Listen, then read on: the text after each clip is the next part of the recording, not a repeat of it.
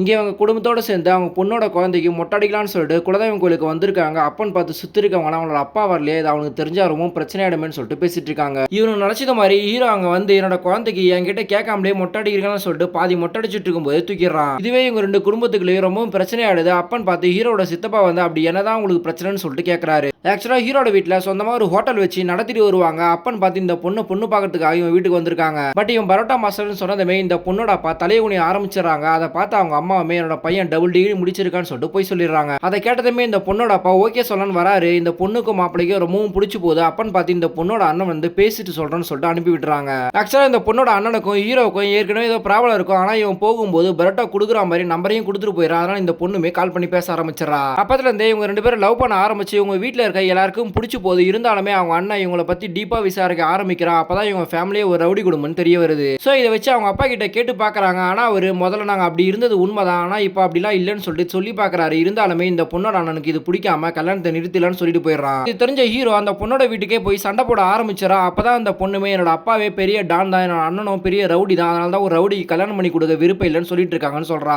இதை கேட்ட ஹீரோவுமே நான் உன்னை நல்லா பார்த்துப்பேன், பிடிச்சிருந்தா என் கூட வான்னு சொல்லிட்டு இருக்கா. அதே சமயத்துல இவங்க அம்மா அப்பா ஜோசியம் பாக்குறாங்க. இந்த பொண்ணு வீட்டுக்கு மட்டும் வந்தானா நீங்க யாருமே வீட்டுக்குள்ள இருக்க மாட்டீங்க, வெளியே போயிடுங்கன்னு சொல்லிட்டு சொல்லிடுறாங்க.